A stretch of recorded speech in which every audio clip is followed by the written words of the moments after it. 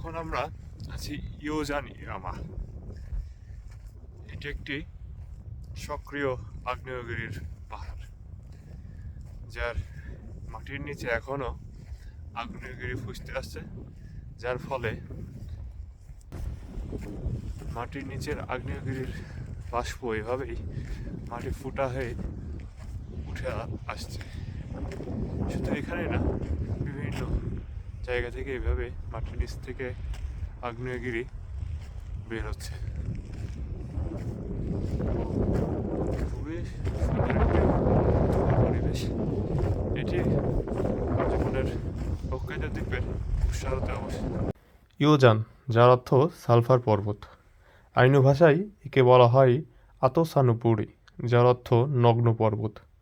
পাহাড়টি সক্রিয় আগ্নেয়গিরি হওয়ার কারণে এর গায়ে কোনো গাছপালা জন্মাতে পারে না, তাই এটি দেখতে একদম ধূসর ও বৃক্ষহীন, যা থেকে এই নামের উৎপত্তি।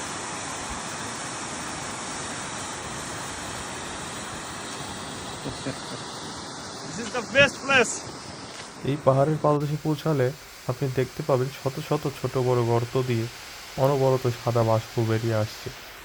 গর্তগুলোর চারপাশে উজ্জ্বল হলুদ রঙের সালফার ক্রিস্টাল জমে থাকে। জাপানে খুব কম সক্রিয় আগ্নেয়গিরি আছে, যেগুলো একদম কাছে গিয়ে আপনি বাষ্প ওঠার শব্দ শুনতে পারবেন এবং ভূগর্ভস্থ তাপ অনুভব করতে পারবেন। মাউন্ট ইয়ো তার মধ্যে অন্যতম।